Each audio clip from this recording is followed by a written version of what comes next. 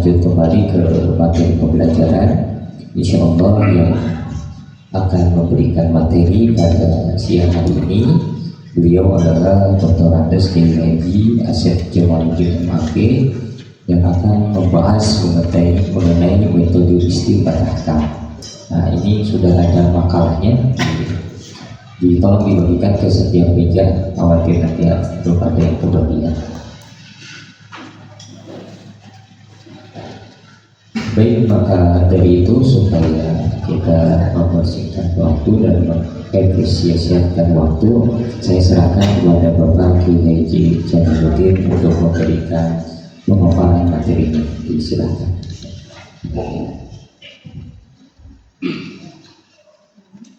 Assalamualaikum warahmatullahi wabarakatuh.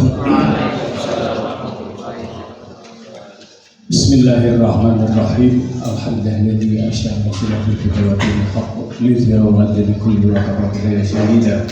Wassalatu wassalamu ala sayyidina Muhammadin nabiyyi wa rasulillah wa ala alihi wa sahbihi masyru syari'atul awliya. Asyhadu an la ilaha illallah wahdahu la syarika lahu wa la mumathila wa asyhadu anna Muhammadan abduhu wa rasuluhu basyiran wa nadhira. Allahumma shalli wa sallim wa barik ala sayyidina Muhammadin wa ala alihi wa sahbihi ajma'in. Terima kasih untuk acara dan para panitia yang alhamdulillah pada kesempatan ini saya diberi kepercayaan untuk menyampaikan materi tentang istinbat, metodologi istinbat hukum Islam. Namun sebelumnya saya mohon maaf karena PowerPoint yang saya siapkan sedemikian rupa dan kita akan terasa enak belajar lupa kita terbawa karena handphone nah malumlah padahal baru 70 tahun itulah Allah ya. Tapi alhamdulillah kita masing-masing sudah memegang makalah ini dan pada dasarnya bahwa Allah Subhanahu wa Ta'ala telah memerintahkan kita untuk bertafakuh dalam agama. Falula nafaru min kulli firqatin minhum liyatafaqahu fid din wa liyunziru qaumahum idza raja'u ilaihim. Itu tugas kita. Jadi kita adalah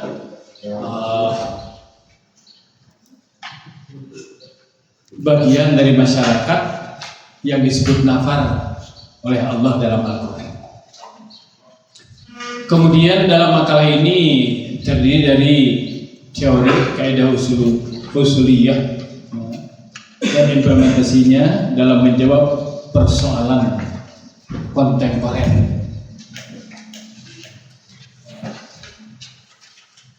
Syariat Islam bersifat salih likulli zaman wa makan.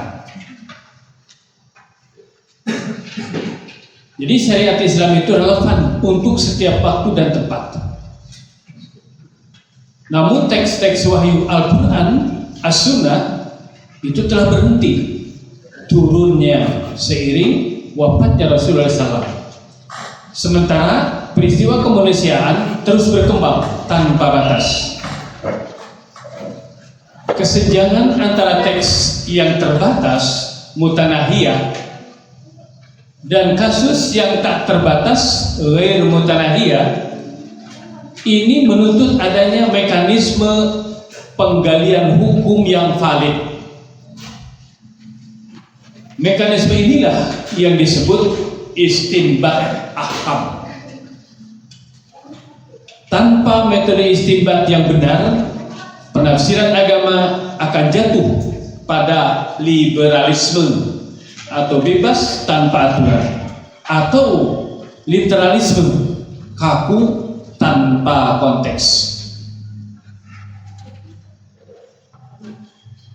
Rumusan dalam masalah ini kami rumuskan adalah satu, nanti kita akan memahami apa definisi atau hakikat dari istinbat ahkam, kemudian apa saja syarat-syarat yang harus dipenuhi seorang mujtahid untuk melakukan istinbat.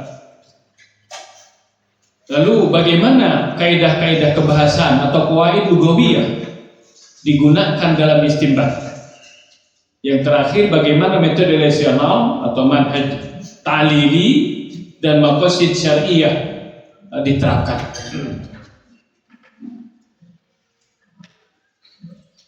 Hakikat dan syarat istinbat.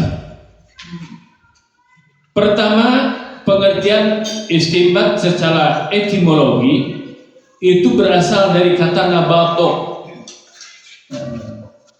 seperti dalam ungkapan istikhrajul ma'i minal ain, air yang keluar dari sumbernya, dari galian sumur, itu istinbat.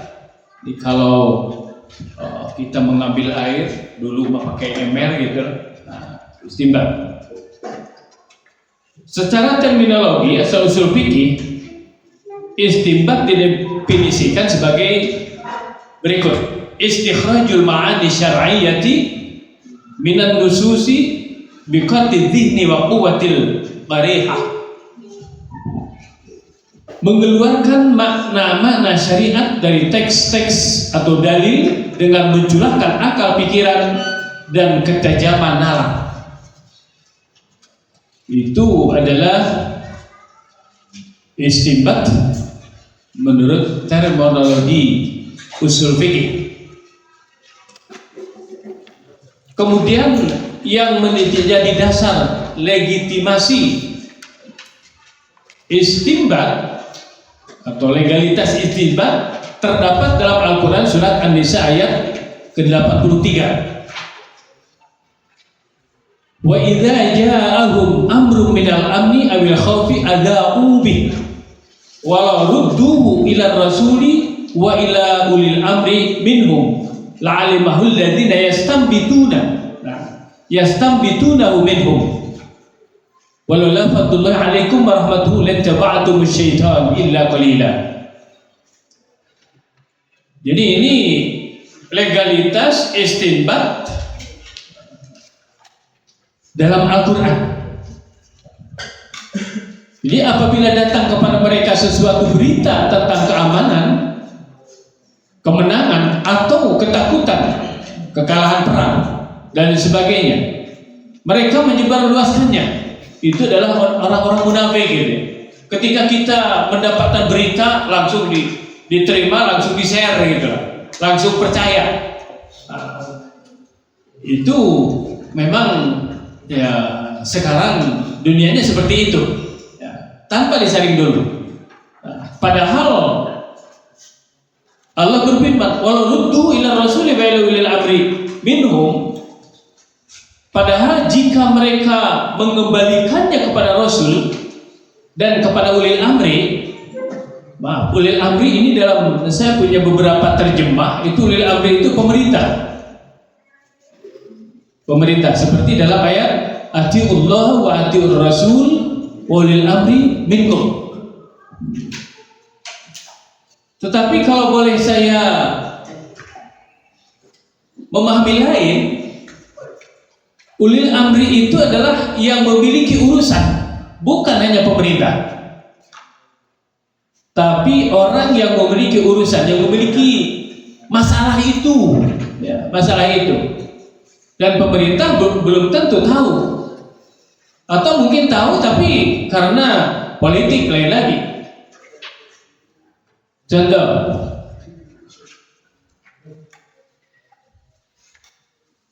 Raja Harun al-Rashid memiliki teman yang sangat dekat, bahkan katanya menjadi penasehatnya, salah satu penasehatnya yaitu Abu Nuwas. Kalau kita kenalnya Abu Nawas ya. Nah, Abu Nuwas. Tapi suatu hari Abu Nuwas itu dipanggil oleh Harun al-Rashid dan ingin dihukum mati bahkan. Kenapa? Karena beliau mendapatkan berita bahwa Abu Nuwas telah menyimpang dari syariat Islam. Nah itulah yang disebutkan wa idza ja'a amrun minal amni wal khawfi ada'u itu. Apa entahkah mungkin karena tidak senang kepada Abu Nuwas atau hal lain sehingga Abu Nuwas dilaporkan kepada Harun ar-Rasyid. Kemudian dipanggil, kata Harun ar-Rasyid di hadapan para wuzaranya, para menterinya, Abu Nuwas, hari ini juga kamu akan dihukum mati. Lalu kata Abu Nuwas, apa yang menyebabkan saya akan dihukum mati? Karena engkau telah menyimpang dari aturan syariat Islam. Apa buktinya? Kata Harun ar-Rasyid, ada dua hal. Yang pertama, engkau telah mengajarkan kepada masyarakat bahwa sholat itu tidak perlu ruku dan sujud. Itu. Benar itu kamu lakukan itu? Sampaikan itu? Iya, wahai baginda raja. Satu lagi, bahwa engkau telah menuduhku suka fitnah. Itu benar? Iya, saya pernah mengatakan itu. Nah, ya kalau begitu apalagi masalahnya, udah dihukum mati. Tapi nanti dulu, kata Abu Nuwas. Nanti dulu saya akan memberikan keterangan. Kata Harun ar-Rasyid, keterangan apa? Kan sudah jelas kamu mengakuinya. Enggak, tidak, maksudnya bukan itu. Terus sampai Harun ar-Rasyid sudah bulat memutuskan bahwa dia harus dihukum. Untung ada seorang wazir, seorang menteri, ya, dia mengatakan kepada Raja Harun ar-Rasyid, wahai baginda raja, tidak ada salahnya kita beri waktu dia. Barangkali ada amanat yang perlu disampaikan untuk keluarganya dan sebagainya. Akhirnya raja luluh juga, Harun ar-Rasyid. Kalau begitu silakan, silakan. Akhirnya kata Abu Nuwas, wahai baginda raja, benar saya telah mengatakan bahwa sholat tidak perlu ruku dan sujud. Tapi ketika itu saya sedang menerangkan sholat jenazah. Sedang menerangkan sholat jenazah kan? Akhirnya ya tidak dikomentar juga, sudah itu. Sudah paham. Karena sholat jenazah tidak boleh ruku dan sujud. Meskipun berdua yang meninggal. Tetap. Kemudian yang kedua, bukankah baginda raja sering membaca ayat Al-Quran, innama amwalukum wa uladukum fitnah, bahwa sesungguhnya harta dan anak-anakmu itu adalah fitnah.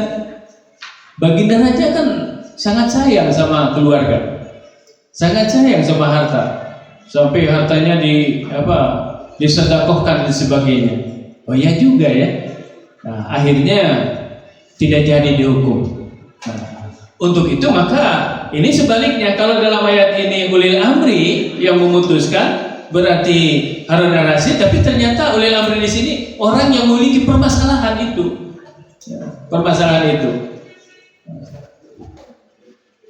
Itu. Jadi ini adalah sebagai legalitas istinbat dalam Al-Quran surat An-Nisa ayat ke-83. Kemudian yang keduanya, kualifikasi mujahid atau pelaku istinbat. Tidak semua orang boleh melakukan istinbat. Para ulama usul menetapkan syarat ketat bagi seorang mujtahid agar hasilnya valid. Itu.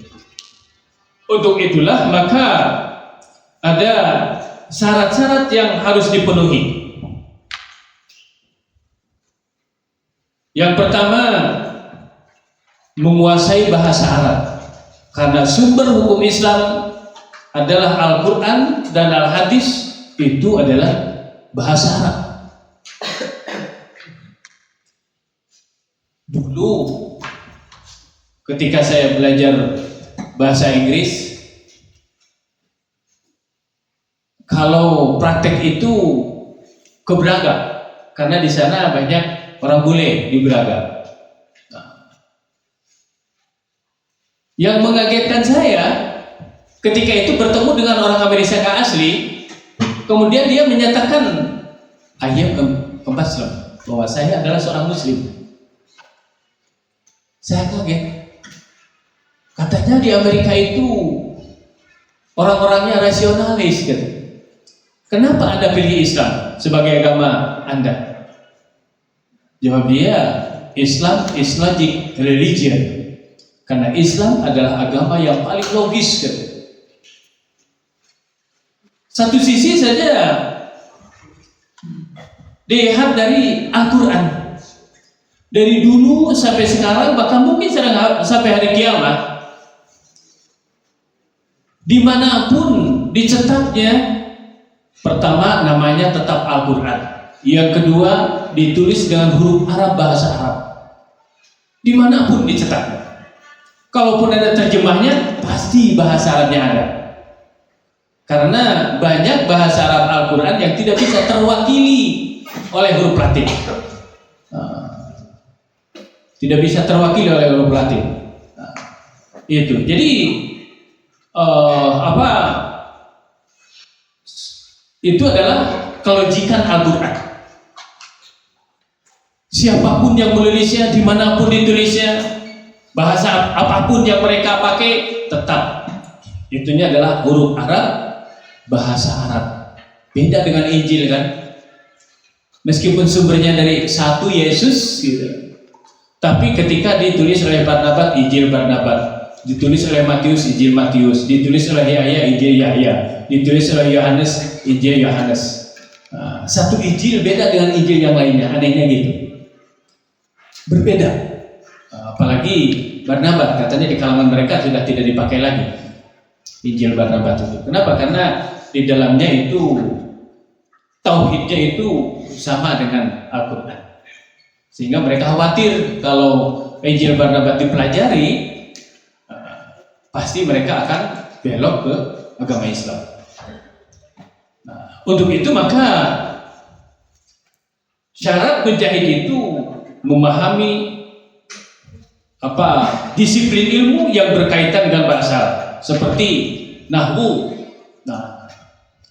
Nahwu itu kadang-kadang meskipun nahwu itu menentukan ujung kata harokat, alhamdulillah, di gitu kan, tapi kadang-kadang itu bisa menentukan hukum. Contoh, dalam Al-Quran ada ayat, ya ayyuhalladzina amanu idza qumtum ilas shalah faghsilu wujuhakum wa aydiyakum ila marafiq wamsahu bi ru'usikum wa itu kenapa nahu wa arjulakum, kenapa tidak warjuli? Apa beda artinya? Ya beda. Kalau dibaca warjula dibasuh, karena diatapkan kepada kata wujuhakum wa aydiyakum wa arjula. Tetapi kalau dibaca warjuli diusap, sebagaimana mengusap kepala, karena sebelumnya biru'usikum. Untuk itu maka nahwu kita perlu kita mengetahuinya. Orang yang mujtahid itu harus tahu tentang ilmu nahwu. Kemudian sharaf itu pun berpengaruh bahkan terhadap hukum, terhadap bacaan. Meskipun hanya satu huruf itu harus tahu. Kalau tadi ada lafaz nanti yang itu adalah lafaz amar, nahi dan sebagainya nanti. Tapi sebenarnya per huruf pun harus tahu. Contoh misalkan hamzah, ada berapa penulisan hamzah? Ada berapa macam? Gimana? Ada berapa macam? Saya beri hadiah. Tulisan aja. Ada 7, ya. Tulisannya ada 7. Ada hamzah seperti yang kita tahu. Apa itu? Yarhamukum man fis sama, irhamu man fil ardi, yarhamukum man fis samai. Nah, I-nya seperti itu. Tapi ada hamzah di atas alif. Ada hamzah di bawah alif. Ada hamzah di atas wawu. Ada hamzah di atas iya, ada kan? Al-qari'u, al-bari'u. Nah, ada hamzah di atas nabro. Tahu nabro enggak? Nabro? Nabro itu itu yang apa? Muncul gitu. Suila hamzahnya di tengah, di atas nabro. Gigi kalau balik. Dan itu pun bisa mempengaruhi bacaan. Bisa mempengaruhi bacaan. Contoh. Falamma laqasyajarata. Falamma laqasyajarata. Zako itu pakai apa? Za ya. Pakai alif kan? Zako. Kenapa? Karena itu bersana menunjukkan dualis Adam dan Hawa. Bayangkan kalau bacanya lurus. Falamma laqasyajarata. Itu untuk tunggal. Berarti tatkala Adam mencicipi memakan buah kalda. Nah, sementara ini dimaksud oleh Allah bukan hanya Adam dengan Hawa. Untuk itu maka pakai tanda alif menunjukkan 2. Nah, oleh karena itu maka bacaannya harus beda. Itu karena ini menunjukkan 2 dualis, maka dinaberkan, naber istilahnya. Naber, berdengar ya. Naber itu diangkat. Ada 5 tempat yang harus diangkat bacaan dalam Al-Quran. Di antaranya itu. Falamma laqasyajarata. Fastabaqul baba. Yang dimaksud adalah Nabi Yusuf dan Siti Zulaikha berlomba-lomba menuju pintu. Hanya kalau Nabi Yusuf menuju pintu itu untuk kabur dari, kalau Zulaikha untuk mengunci agar tidak keluar. Itu menunjukkan 2. Tanda 2-nya dengan alif. Tapi jangan lupa ada alif sama dengan hamzah. Coba. Amanu adama. A-nya itu alif atau hamzah? Hamzah. Bedanya apa? Harokat. Kalau hamzah selalu berharokat. Kalau alif tidak. Tapi meskipun tidak, tapi berpengaruh ya. Berpengaruh. Nah, untuk itulah maka perlu tahu juga apa? Syarat morfologi. Kalau tadi nahwu, sintaksis, kemudian syarat morfologis. Karena bahasa Arab itu unik. Bahasa Arab itu banyak sekali perubahannya. Bahasa Inggris cuma 3 kan? Infinitive, preterite, past participle. Cuma 3. Tapi kalau bahasa Arab, dulu saya pernah pesantren tahun 70-an, 71 lah. Belajar apa asal sekarang udah lupa lagi karena tidak punya pesantren. Tapi subhanallah, fatah ya tahu fathan bahwa fatihun wada kamabtuhun.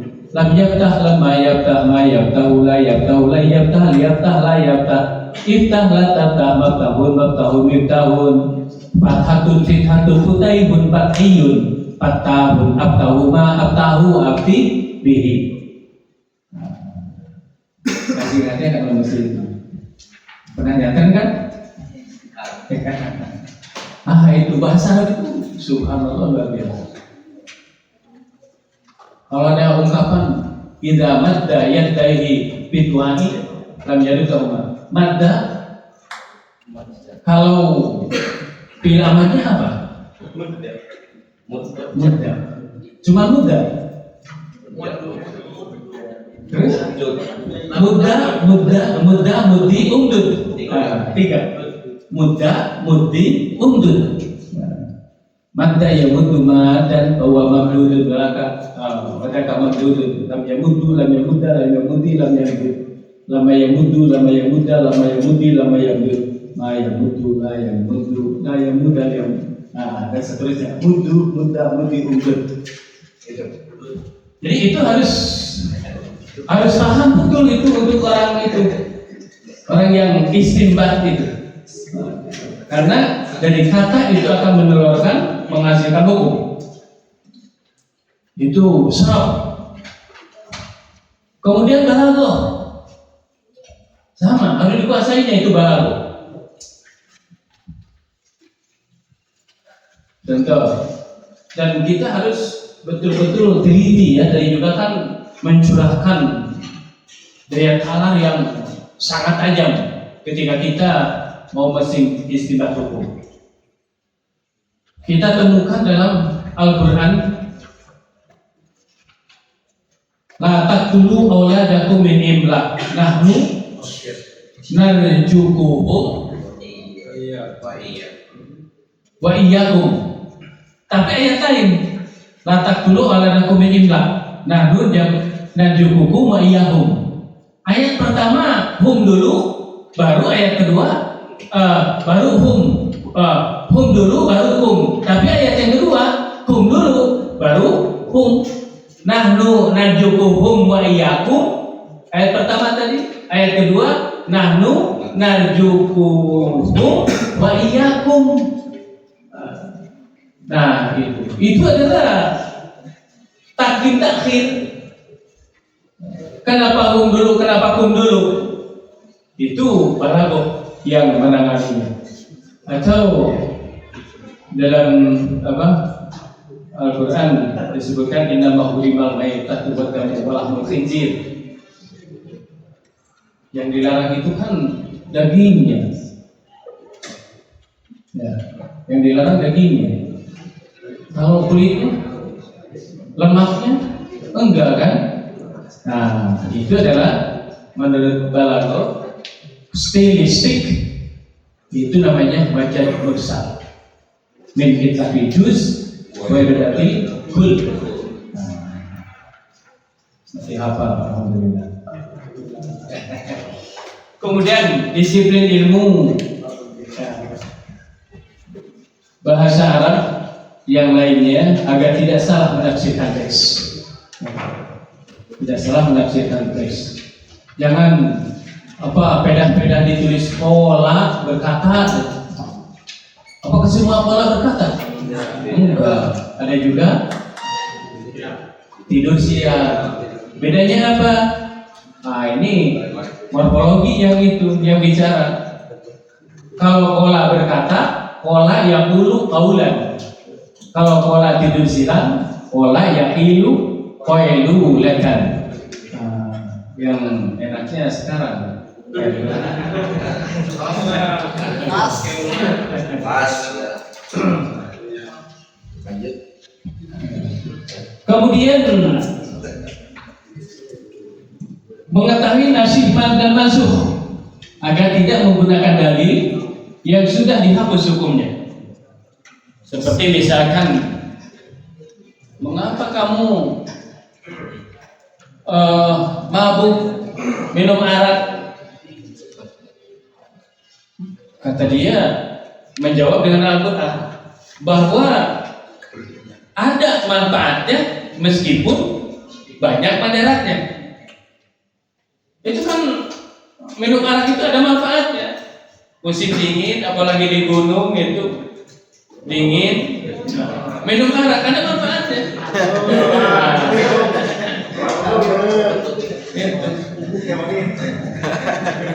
Makanya dari itu, padahal itu sudah dirasa. Atau latak bagus sholat atau waktu sukaro. Jangan menyebut itu kalau sudah dekat dengan waktu sholat. Ini kan lebih sholat isya, masih jauh ke subuh. Nanti subuh insya Allah sudah sepuh lagi, tidak mabuk lagi. Nah, itu kan sudah dinasah. Untuk itu maka nasikh mansukh itu harus dikuasai juga. Mengetahui masalah ijma, kesepakatan para ulama, baik ulama salaf maupun ulama khalaf, terutama sahabat. Kenapa? Karena Rasulullah bersabda, khairukum qarni tsummal ladzina yalunahum. Yang paling baik di antara kamu adalah generasiku. Siapa generasi Rasulullah? Sahabat. Kemudian orang-orang yang mengikuti mereka, mengikuti siapa? Sahabat. Berarti tabi'in.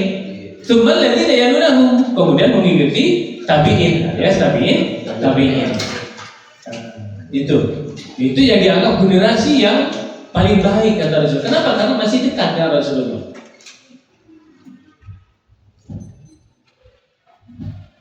Kemudian metode pendekatan kebahasaan dari Lugawiyah, metode ini adalah langkah pertama membedah teks wahyu berdasarkan kaidah bahasa Arab. Jadi tadi harus tahu meskipun per huruf. Wow, misalkan. Apa arti wow itu? Wow tidak memiliki arti kecuali kalau dihubungkan atau disatukan dengan yang lain, isim atau fi'il. Kalau sudah menyambung itu wow bisa sampai memiliki 15 fungsi. Apa tuh? Bisa dilihat dalam Mubil Labib 15 itu. Ada wow huruf ataf, ada wau ma'iyah bersama, terus ada wau ikhtiar, milih, seperti apa? Ada wau atau wau litartib juga ada. Pokoknya ada 15 itu. Faqihuma tobalakum min nasa'i masna wa thulatsa. Nah, kalau waunya itu wau kenapa tapi tambah ya? Nikahilah wanita-wanita yang baik untukmu. 2 dulu dan 3 dan 4. Jadi berapa? 9. Makanya di Jawa ada yang isinya 9. Kita baru 1 ya. Bro Aceh. Kita baru 1.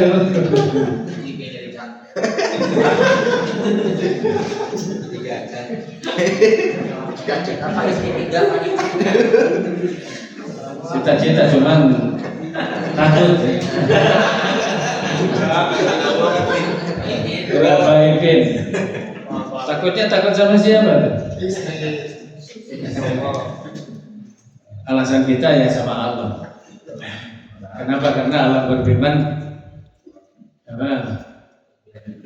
alladzina yu'duna al-mu'minina wal mu'minat bighairi maktasabu faqad ihtamalu buhtanan wa itsman mubina.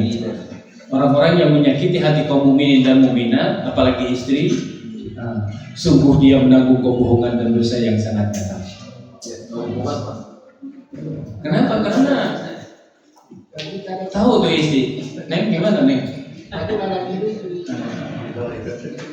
Karena ya gini, Rasulullah pernah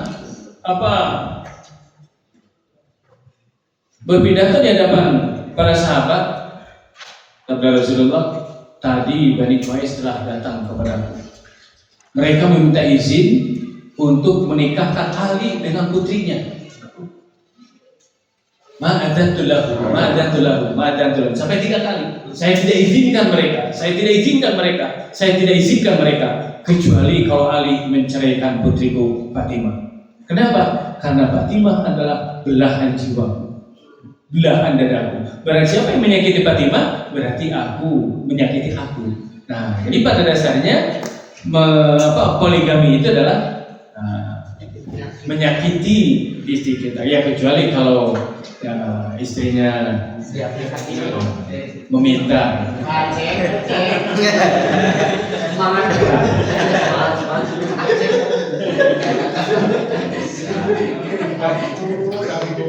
Kemudian yang kelima, memahami maqasid syariah atau memahami tujuan global syariat.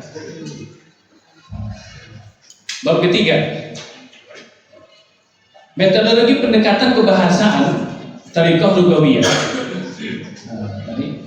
Metode ini adalah langkah pertama membedah teks wahyu berdasarkan kaidah bahasa Arab. Berikut adalah kaidah-kaidah qawaid yang utamanya gitu, meskipun ada lagi. Yang pertama adalah amar dan nahyi. Amar dan nahyi. Ya, kalau amar langsung berubah itunya, morfologinya berubah, bentuk katanya. Tapi kalau untuk orang ketiga pakai lam. Lam amar, lam nahyi. Nah, bentuk kata kerja perintah fi'il amar dalam Al-Quran pada dasarnya menunjukkan kewajiban.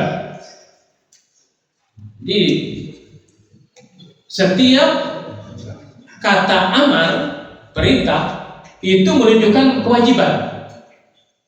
Kaidahnya al-aslu bil amri al-wujub illa ma dalla dalil ala khilafi. Hukum asal dari suatu perintah adalah wajib, kecuali ada dalil lain yang memalingkannya menjadi sunnah atau mubah. Jadi kalau tidak ada dalil lain yang memalingkan itu, maka hukumnya menjadi wajib. Contoh, perintah dirikanlah sholat, aqimus sholat. Itu dalam Al-Quran kalau tidak salah ada 82 ayat yang menggunakan perintah sholat itu menggunakan kata koma dasarnya. Di sini aqimu bil amal. Ini bermakna wajib. Namun perintah makan, kulu wasrabu, makanlah, itu bermakna mubah, boleh. Karena ada karinah indikasi bahwa itu kebutuhan biologis, bukan ibadah murni, bukan ibadah mahdhab. Nah, jadi untuk itu maka menjadi boleh hukumnya, bukan wajib lagi, tapi boleh. Mau makan silakan, mau tidak pun tidak masalah. Kemudian an-nahyu atau an-nahyi, larangan. Bentuk larangan atau la nahyi menunjukkan keharaman. Kaidahnya dalam usul fikih al-aslu fit tahrim an-nahyu.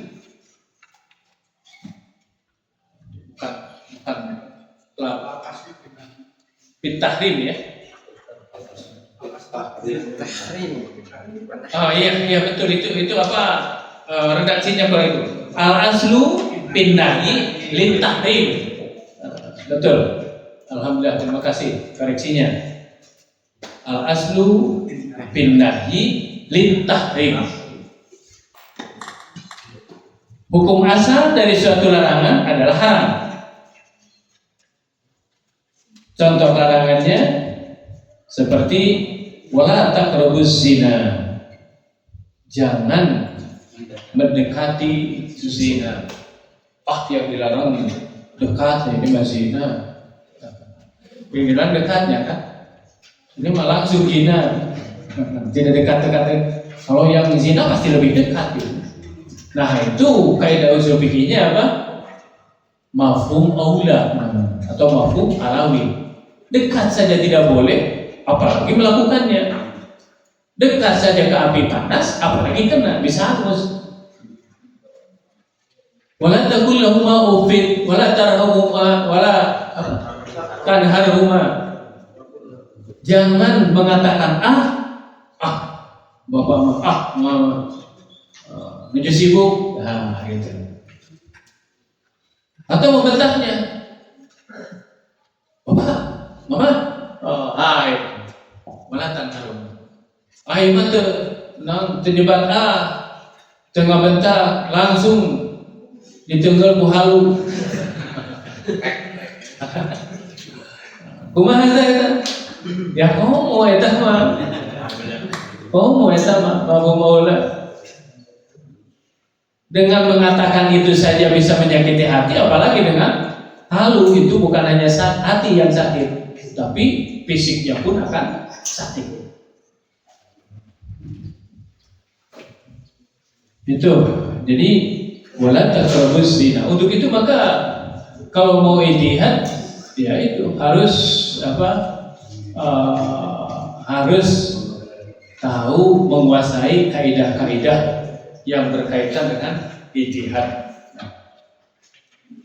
Jadi jangan sampai terjebak oleh hadis yang menyatakan bahwa jika seorang hakim menghukumi dengan ijtihad, kalaupun salah dia dapat pahala 1, kalau benar dapat pahala 2. Ya iya, kalau tidak ada dalam Al-Quran dan tidak ada dalam hadis. Al-Quran ada apa, ilmu nabi ada apa, hadisnya gitu deh. Mau menghukumi bagaimana, mau ijtihad bagaimana gitu. Jadi ijtihad itu jika tidak ada dalam Al-Quran, tidak dalam hadis.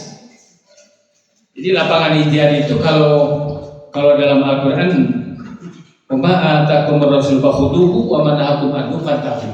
Apa yang Rasulmu perintahkan, lakukan. Apa yang Rasulmu larang, jauhilah. Nah, ini perintah tidak ada, larangan tidak ada. Nah, itu ijtihad. Kalau sudah ada nas, tidak ada lagi, ya, tidak ada jalan untuk berijtihad. Kemudian kaidah umum dan khas. Lafaz kata yang mencakup seluruh satuan. Contoh kata manusia dalam ayat innal insana lafi khusrin. Apalagi alif lamnya itu alif lam li khasaisil abrar. Seluruh jenis manusia. Ya khasais alif lam itu kan banyak ya fungsinya. Ada li ta'dil, li takrim, lil ahdi hudur, lil ahdi dhihni. Alif lam padahal bukan alif lam, ya sebenarnya itu hamzah lam. Untuk itu maka di dalam alif, di atas alif itu biasanya ada kepala sod kecil dalam Al-Quran sekarang, ya kan? Nah, itu menunjukkan apa? Hamzah wasol. Kalau ada sod kecil itu namanya hamzah wasol, artinya alif lam syamsiyah atau idgham syamsiyah. Hamzah lam gitu ya. Hamzah lam syamsiyah. Sehingga tulisan alifnya di atasnya ada kepala sod. Sod itu asalnya dari al-waslu. Nah, itu namanya apa? Nahat. Akronim. Seperti wakof. Ada wakof kola.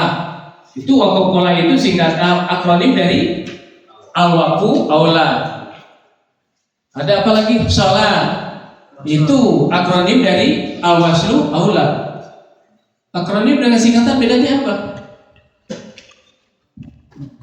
Beda ya. Kalau singkatan seperti SMP, sekolah menengah pertama, SMA, sekolah menengah atas. Kalau dulu SMS, selingkuh membawa sial.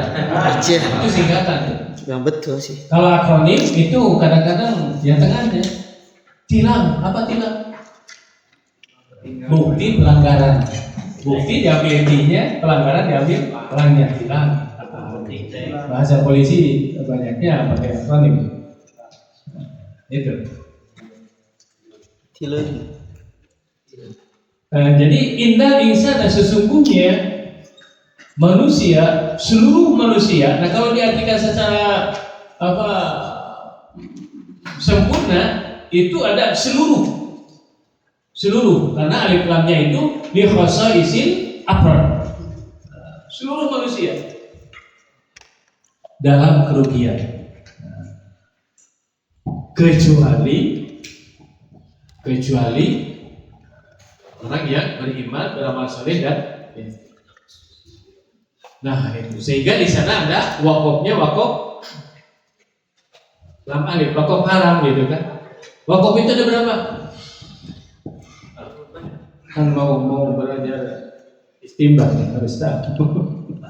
Wakof itu ada berapa macam? Lebih 8. Apa bacanya? 7. Saya beri hadiah 50.000 lah. So, ada berapa wakof itu?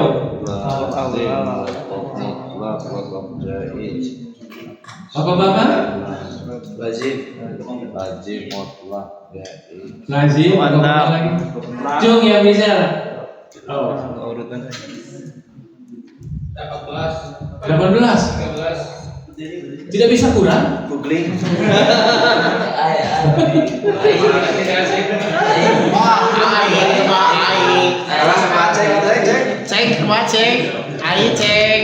Siapa? Wakof itu ada 8. Terjadi kan? Wakof tam, wakof kabri, wakof hasan, Mutlak. wakof kobi, wakof ikhtibari, wakof ikhtiari, wakof iddirari, wakof intidhari. Nah itu mah alamatnya, tandanya.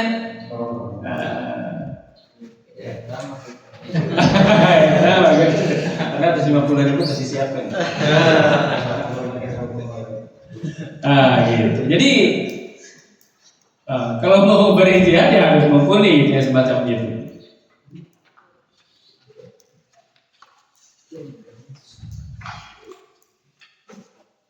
Seperti ayat tentang waris, kemudian taksis, proses di mana dalil umum dibatasi oleh dalil khusus. Contoh penerapannya ayat tentang waris. Yusikumullahu fi auladikum. Allah mensyariatkan, yusikum mewasiatkan, menetapkan, mensyariatkan bagimu tentang anak-anakmu. Artinya waris itu untuk anaknya, Begitu meninggal orang tuanya, maka itu jatuh kepada anak-anaknya. Apakah khusus untuk anak-anaknya? Enggak, ada lagi. Kalau ada ibu ya ibunya juga kebagian. Kalau masih punya istri juga kebagian. Punya saudara itu mungkin bisa kebagian atau mungkin tidak. Contoh, jika seseorang meninggal dunia, yang ditinggalkan ibunya, istrinya, 2 anak perempuan, kemudian saudara. Nah, saudara itu Allah rinci, tidak ada apa yang serinci paroid dalam itu Al-Quran. Yang lain kalau Allah nyuruh sholat, Rasulullah yang itu yang mempraktekkannya. Ibu berapa dapatnya? 1/6 karena ada anak. Istri 1/8. kalau istrinya 2, 1/8 bagi 2. 1/8 bagi 2. Kemudian anak 2, Karena anak 2 perempuan 2/3. Kemudian ada sisa nggak?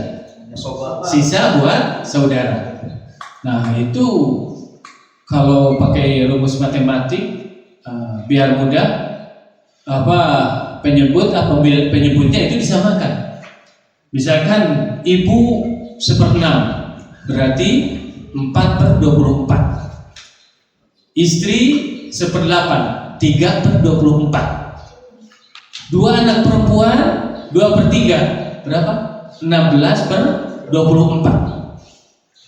Jumlah 23/24. Sisa 1/24 untuk saudaranya. Itu kan sudah ditaksisi. Tadi kalau umumnya semua anak-anak, bagaimana kalau misalnya ibu dapat? Itu. Sebagaimana kalau contoh di sini adalah hadis yang diriwayatkan oleh An-Nasai, gitu. An-Nasai. Apakah semua anak berhak mendapatkan warisan? Ternyata dalam hadis tidak. Laisa liqatilin syai'un.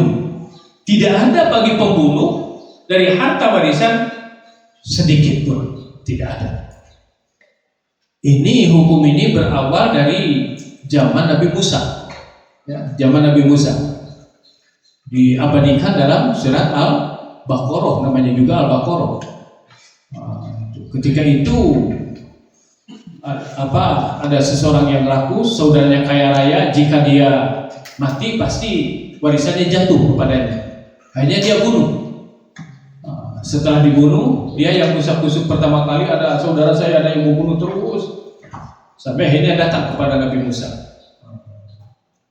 minta solusi gimana, berdoalah kepada Allah. Akhirnya suruh menyembelih sapi. Hanya terus saja itu bertanya, akhirnya menjadi berat gitu. Sapi betina berwarna kuning keemasan tidak pernah digunakan untuk membajak sawah atau pakai kerja, itu sulit banget. Akhirnya mahal harganya, seberat kulitnya dihitungkan dengan emas. Itu banyak ceritanya. Jadi ini adalah taksis namanya. Kemudian ada mantuk dan mafhum. Mantuk dan mafhum. Mantuk itu apa? Hukum yang diambil dari bunyi teks secara tersurat.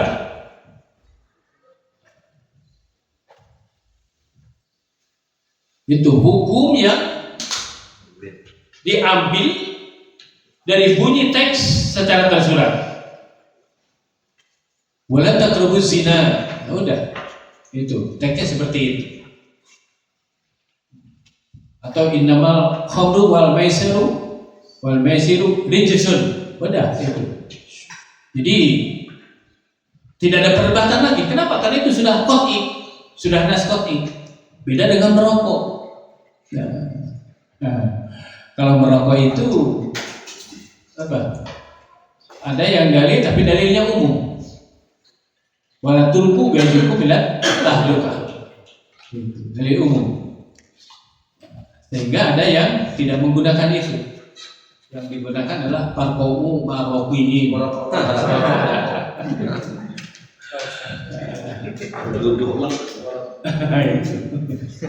Ashabul udud. Ashabul udud. Itu. Kemudian mafhum hukum yang diambil dari pemahaman tersirat. Nah, mafhum ini ada dua. Ada mafhum muwafaqah, ada mafhum mukhalafah. Mafhum muwafaqah memiliki makna yang sepadan. Contoh dilarang berkata itu. Jadi mafhumnya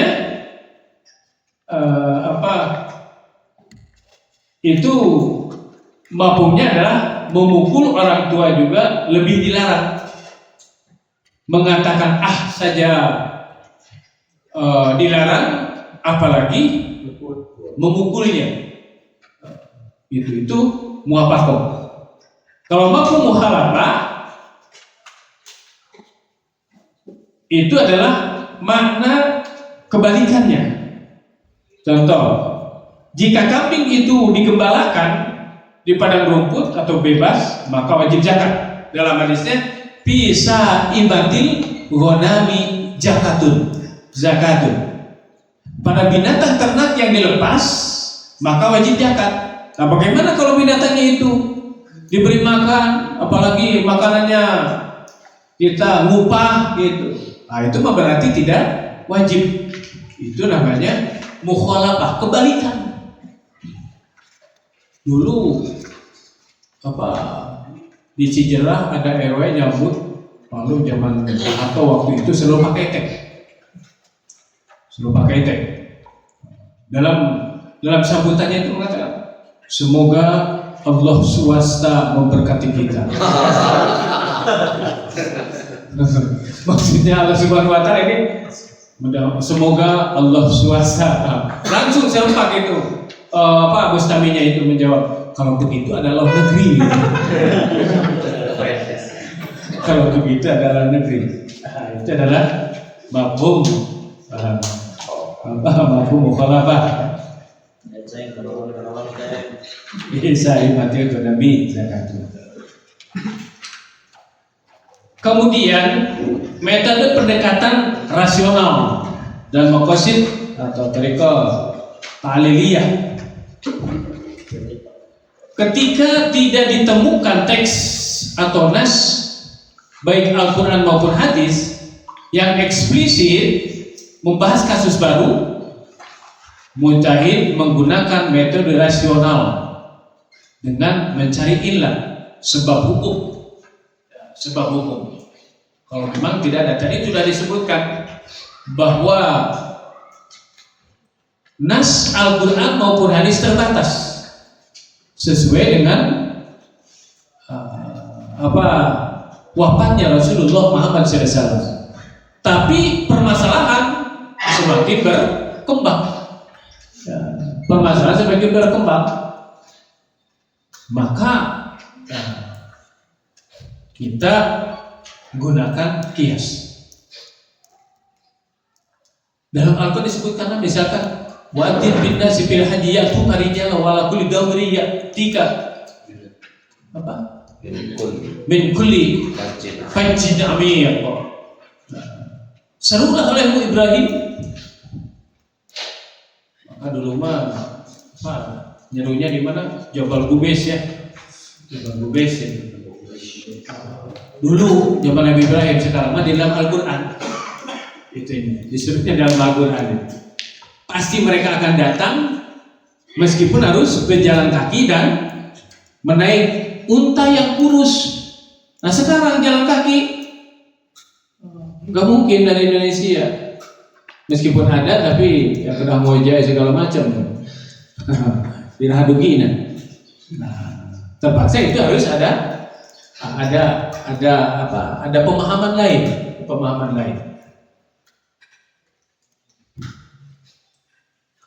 Menghubungkan kasus baru ya, dengan kasus lama karena adanya kesamaan illah.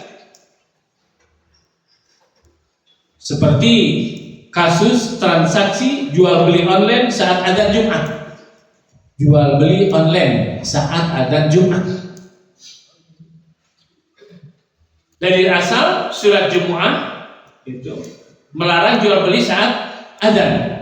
Idza nudiya lis-salati min yaumil jum'ah fas'au ila dzikrillah wa darul bai'ah. Dan tinggalkanlah jual beli.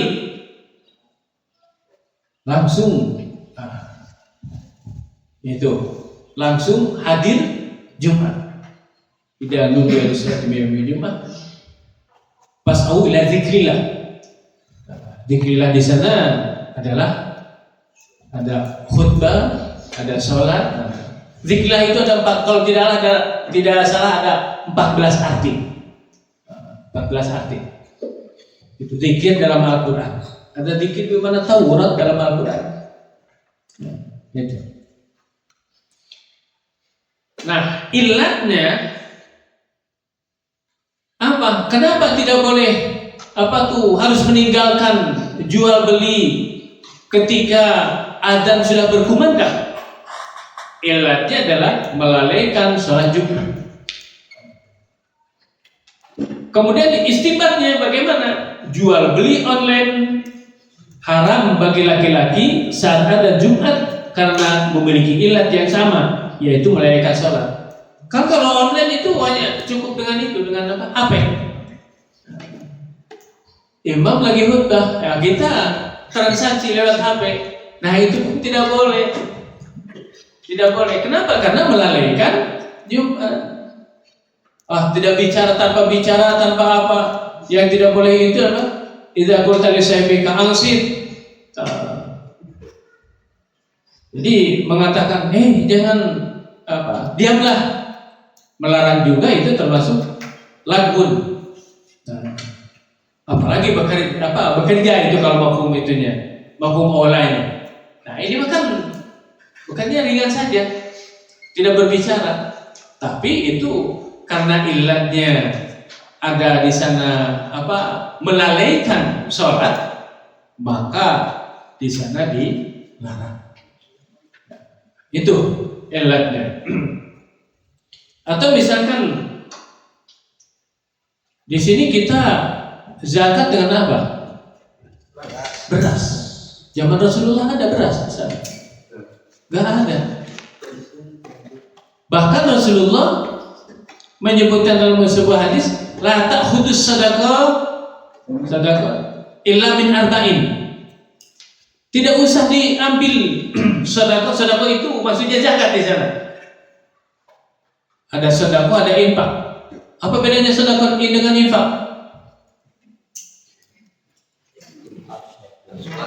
Siapa? Yura baca. Siapa? Kalau infak itu selalu berkaitan dengan harta. Infak selalu berkaitan dengan harta. Namun infak itu ada yang baik, ada yang buruk. Yang baik ada yang wajib, ada yang sunnah. Yang wajibnya seperti zakat, ya. Sunnahnya seperti hadiah. Itu. Ada yang buruk, ada. Infaknya itu ya suduna sabilillah, memberi harta tapi untuk menghalang-halangi jalan Allah. Atau alladzina yunfikuna ria'an nas, dia infak mengeluarkan harta tapi ingin dipuji, ingin disanjung. Itu infak. Tapi kalau sedekah udah, itu tidak termasuk sedekah kalau yang seperti itu. Sedekah itu adalah umum, baik harta maupun non harta. Itu sedekah selama memiliki nilai kebaikan. Sabda Rasulullah, jangan diambil sedekahnya itu, zakat maksudnya, kecuali dari 4 macam. Apa? 4 macam itu: kurma, anggur, kemudian kismis itu dari anggur, kacang dan gandum. Itu jelas, itu nasnya itu. Nah, bagaimana dengan beras? Nah, itu dikiaskan dengan kacang. Dia makanan pokok dan memiliki kekuatan kalau disimpan lama, seperti beda dengan gehu. Tidak bisa dikiaskan gehu. Itu. Kecuali kalau menurut Imam Abu Hanifah, kalau beliau selama memiliki kemanfaatan hatta hasis, meskipun dia rumput, kalau menghasilkan wajib zakat. Gitu. Meskipun rumput. Saya di Padalarang punya teman, mertuanya punya sapi. Tadinya rumputnya itu menyuruh orang dibeli. Kemudian punya si sawah ditanamin padi. Kalau misalkan ditanamin padi itu 1 ton, hasilnya kata teman saya coba di itu tanam tanam rumput khusus buat cabai gitu. Beberapa hari sekali dipanen gitu. Nah ternyata hasilnya lebih besar rumput daripada padi. Untuk itu maka Imam Hanifah udah wajib zakat gitu.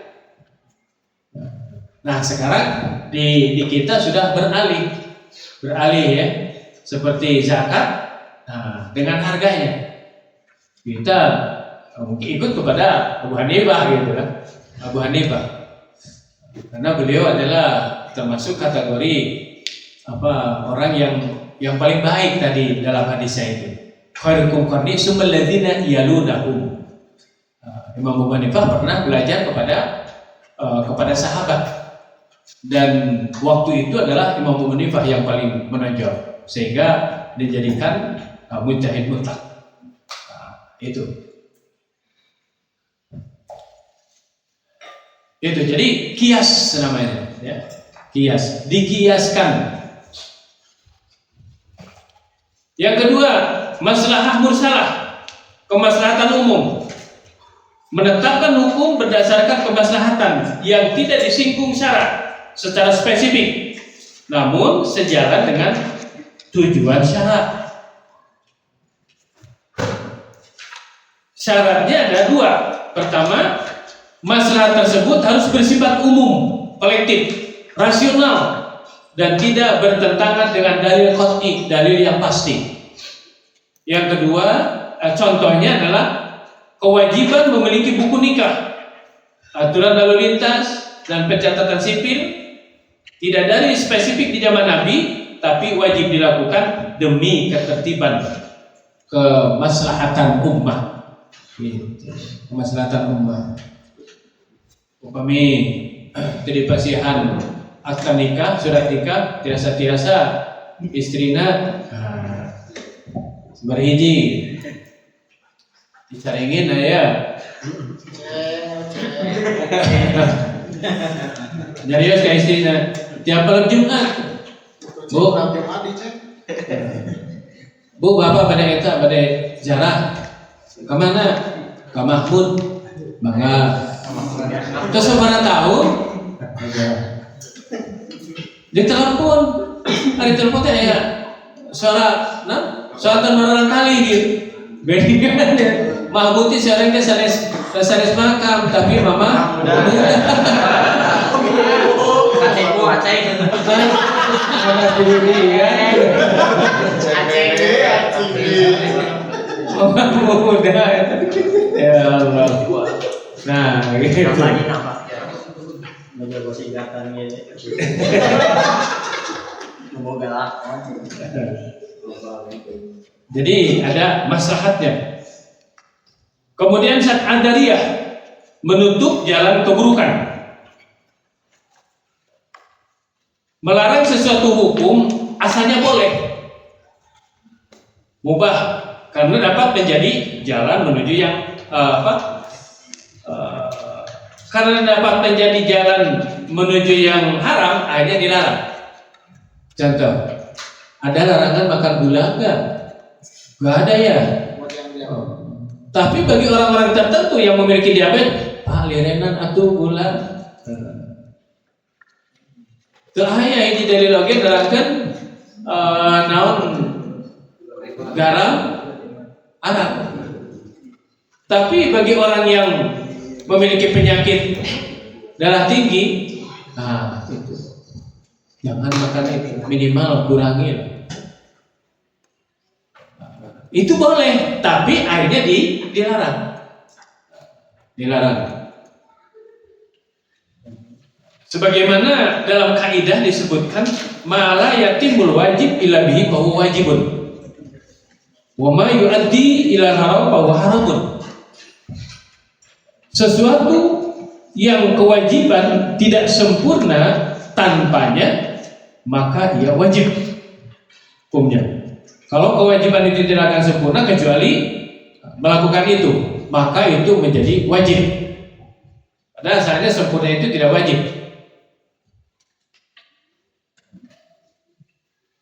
Maka dan sesuatu yang mengantarkan pada keharaman, maka ia menjadi haram.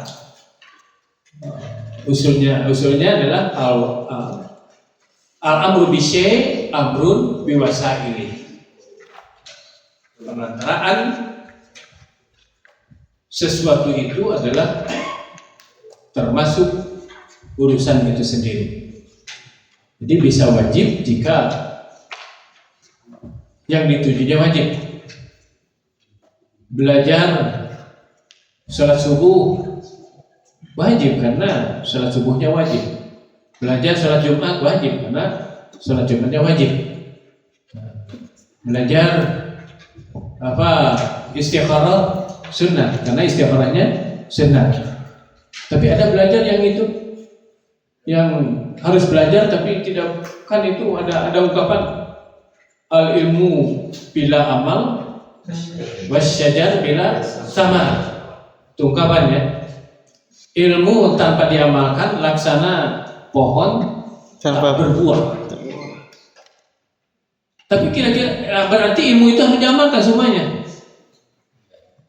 Enggak ya, ada juga ilmu yang justru tidak boleh diamalkan. Contohnya apa coba? Qadha, nuduh zina terhadap istri, tidak boleh itu. Yang berkaitan dengan talak itu tidak boleh. Kenapa? Karena itu hanya kita harus tahu saja, sehingga kita tidak boleh melakukannya. Jadi ada ilmu yang kita wajib mempelajarinya, tapi tidak boleh dilakukannya. Seperti hulu, talak, pokoknya dalam masalah talak. Kemudian kesimpulan, metode istinbat hukum Islam adalah kombinasi harmonis antara ketundukan pada teks an-nusus, Al-Quran dan Al-Hadis, dan kecerdasan nalar al-ma'qul. Jika ada dalil tegas baik dalam Al-Quran maupun dalam As-Sunnah, maka digunakan pendekatan bayani atau lugawi. Ini loh Al-Qurannya, hadisnya. Tidak ada dalil yang tegas, gunakan pendekatan ta'lili, kias, mencari padanan kasus. Jika tidak bisa dikiaskan, digunakan padanan islahi, maslahah mursalah, kemaslahatan umum, demi menjaga tujuan syariat, tujuan syariat. Itu. Jadi metode istinbat itu adalah jika ada dalam Al-Quran dan Hadis, udah itu. Sebagaimana contohnya bapak-bapak bisa mudah download fatwa MUI, itu adalah dasarnya Al-Quran, terus hadis, terus pendapat sahabat kalau ada, kemudian para ulama disebutkan di sana. Setelah itu usulnya muncul di sana, usul fikihnya muncul, kemudian baru mengomentari dan memutuskan bahwa itu hukumnya berdasarkan Al-Quran, hadis, pendapat para ulama, kemudian usulnya seperti itu. Kemudian yang terakhir sekali, saran diperlukan revitalisasi pembelajaran usul fikih di kalangan MUI agar pemahaman agama tidak terjebak pada fanatisme tekstual maupun liberalisme tanpa dasar. Nah, itu barangkali cukup, dan lebih intinya ini ada jadwal atau diagram teori usul fikih. Pelajari di rumah lah, insyaallah. Jadi di rumah seperti diversifikasi hukum, dilihat dari aspek perbuatan manusia. Menurut jumhur ulama ada al-mahkumbi, aspek perbuatan manusia itu ada 5, ada wajib, ada sunnah, ada haram, ada makruh, ada Boleh. Boleh. Kemudian indah Hanafiyah menurut Imam Hanafi ditambah lagi mahkum bihi itu aspek perbuatan manusia itu ada matlubi fi'lu. Kalau matlubu fi'lu dituntut untuk dilakukan. Ini dituntut untuk dilakukan, ada fardu, ada wajib, ada mandub. Kalau Imam Syafi'i ya fardu dan wajib kecuali dalam hal tertentu. Dibedakan fardu dan wajib itu hanya dalam apa? Dalam pekerjaan haji, ya, pekerjaan haji. Rukunnya itu ada rukun, ada wajib, bukan fardu isinya. Ada rukun haji, ada wajib haji. Bedanya apa? Kalau rukun haji tidak bisa diganti dengan dam. Tapi kalau wajib itu bisa. Rukun haji misalkan wukuf di Arafat. Nah, itu mah rukun. Meskipun sakit, dia harus berada di Arafat pada waktunya wukuf. Pakai ambulan disebut safari wukuf. Itu. Meskipun hanya beberapa menit saja. Tidak bisa dihitung. Al-hajju Arafah. Haji itu adalah Arafah. Tidak ke Arafah tidak jadi haji. Nah, kemarin waktu Puroda dilarang, banyak yang gagal ya. Banyak yang gagal. Pokoknya merugi travel itu. Tapi ada juga yang kreatif. Dia datang ke Mekah sebelum waktu haji. Dia nyewa rumah di Jeddah. Kemudian gimana nih pas Arafah? Kan tidak boleh ke Arafah juga. Mereka pulang di Arafah itu dari duhur sampai maghrib. Setelah maghrib keluar. Mereka jam 12 baru menuju Arafah. Jam 12 malam. Ternyata saya buka-buka ada hadisnya itu. Ada hadisnya. Qoblal fajri sampai 10 fajar itu. Kalau minta sendiri ternyata itu ada itu hadis. Ada apa nih? 70 orang tidak sedikit itu yang ngakalin itu. Wallahu alam baik atau tidak sama insya Allah sama. Baik atau tidak mengakalin itu aturan itu. Nah itulah. Kemudian ada juga mubah. Ada makruh kaf anhu. Larang, ada haram, ada makruh tahrim, ada makruh tanzih. Ya, makruh pun itu macam-macam ya. Makruh tahrim, makruh dengan dekat dengan haram, makruh tanzih, ada makruh tahrim. Kemudian mahkum alih subjek hukum terbagi menjadi dua, qadirul fahmi al-ahliyah. Qadirul fahmi itu sanggup memahami kitab pembebanan, mempunyai kemampuan menerima beban. Itu. Jadi bisa diterah di rumah ya. Nah, itu saja barangkali yang bisa saya sampaikan. Sekali lagi mohon maaf karena ya saya teledor tadi, padahal tidak tergesa-gesa dari rumah, tapi ya itu Allah Subhanahu wa Ta'ala berkata. Ya. Baik, silakan yang ingin bertanya.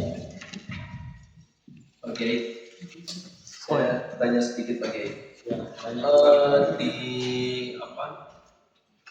Sekjen MUI pusat itu pernah mengatakan Pak Kiai Khalil Nafis ya kalau nggak salah ya. Ya. Itu pernah mengatakan nikah siri itu halal tapi haram.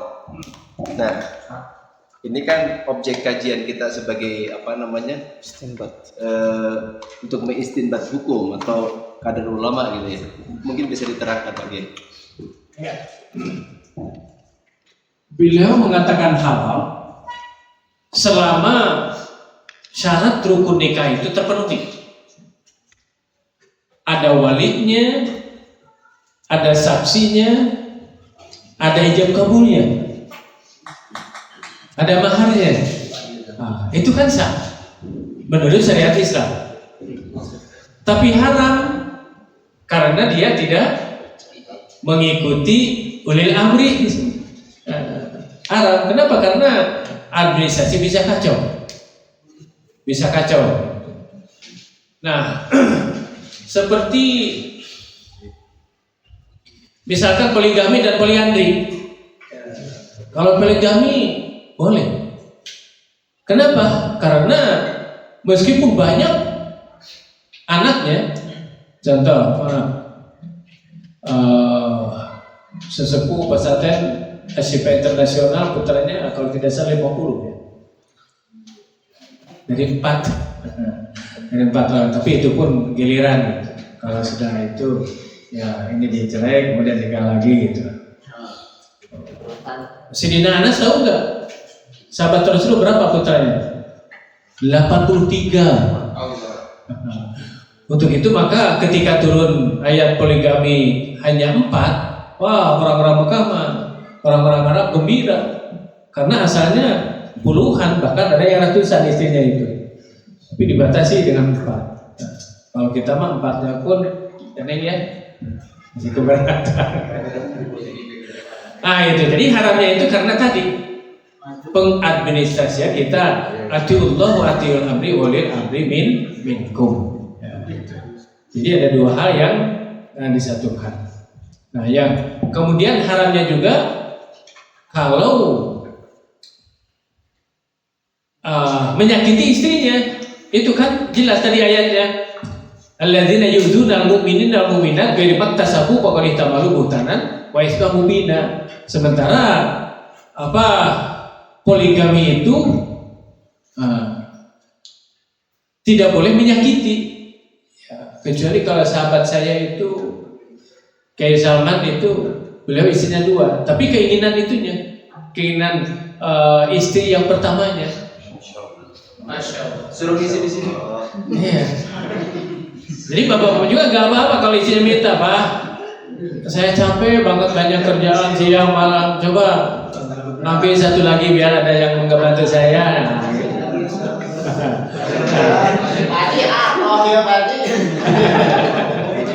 Itu ya. Nah ya. Jadi haram dan halalnya di sana. Mana? Yang belakang. Mana? Pendiriannya. Terima kasih. Di sini saya dari Cibiru ingin menanyakan perihal. Yang pertama perihal tentang mujtahid tadi dan syarat-syaratnya. Di sini juga jelas. Cukup. Ini sebenarnya konteksnya mujtahid dalam istinbatul ahkam.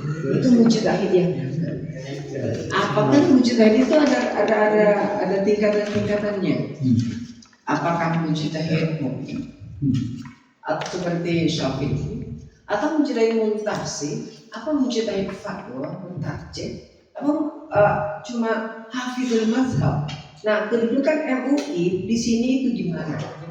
Oke, gimana cara dalam mengambil mengistinbatul ahkam dari Quran dan hadisnya tadi?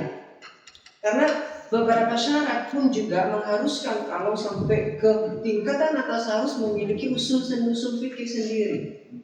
Itu yang pertama. Dan yang kedua tentang qawaidul fikih. Qawaidul fikih itu kan ada contoh-contohnya, kemudian kaidah qawaidul fikihnya seperti ini. Nah, di situ ada furu-furu, contoh-contoh yang tadi hukum atau itu akan taghayyur berubah karena faktor taghayyur azman wal amkinah. Ya, hukum itu berubah berdasarkan zaman karena faktor zaman dan tempat. Taghayyur hukum betaghayyur makan zaman dan makan itu sama saja. Ya. Nah, di situ Nah, di situ bagaimana indikator kita membuat huruf-huruf di situ? Qawaidul fikih sendiri. Apakah kita boleh dengan sendirinya atau boleh atau nanti harus majelis ulama Indonesia Atau kita dalam Rasul Masail, contoh NU, contoh pesantren, atau majelis taklim itu kan macam-macam nanti. Apakah kayak Darul Ifta, kayak di Mesir, atau seperti apa? Mohon pencerahannya dan terima kasih. Oh, terakhir dari mumpung tidak lupa. Nah, dalam dalil itu dalam Quran dan hadisnya itu kan ada hamar dan lain. Ada yang jelas tentang keharamannya seperti tadi zina dan beberapa masalah yang lainnya. Akan tetapi perintah di situ masuk kriteria wajib atau masuk kriteria sunnah, masuk kriteria haram atau hanya makruh. Nah, indikator-indikator di situ seperti apa? Dan bagaimana kita menerapkan dalam konteks perubahan hukum saat ini? Terima kasih. Tadi sudah disampaikan bahwa teks Al-Quran maupun hadis itu terbatas, ya, sesuai dengan perkembangan zaman dan berhentinya atau wafatnya Rasulullah SAW. Ini salah satu contoh saja. Imam Bukhari beberapa kali menukil hadis yang diantaranya nomor hadis 6008. Rasulullah bersabda, "Sallu kama ra'aitumuni usalli." Salatlah kamu sebagaimana kamu melihat aku salat. Mungkinkah kita bisa melihat Rasulullah salat? Padahal itu perintah kan? Perintah. Sallu kama ra'aitumuni usalli. Salatlah kamu sebagaimana kamu melihat aku salat. Berarti kita harus diperintahkan harus melihat Rasulullah salat. Nah, siapa yang melihat Rasulullah salat? Sahabat. Yang melihat sahabat salat? Tabi'in. Yang melihat tabi'in salat?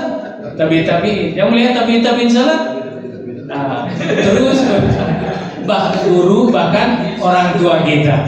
Nah, itu artinya kita harus melalui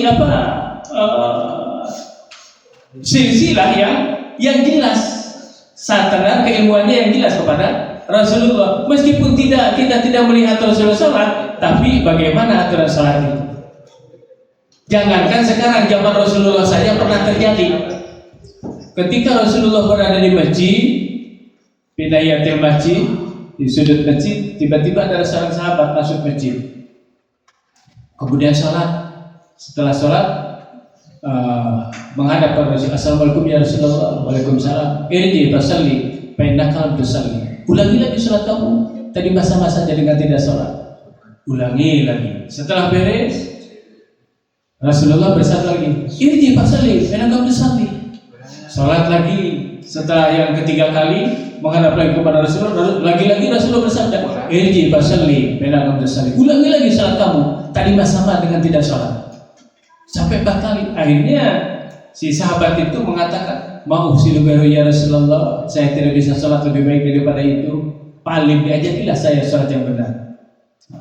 Apa yang disampaikan oleh Rasulullah? 3 hal. Yang pertama, idza kumtum ila shalah fakabbir. Jika kamu mau mendirikan sholat, takbirlah dengan baik. Muncul pertanyaan, masa iya sih seorang sahabat tidak bisa takbir?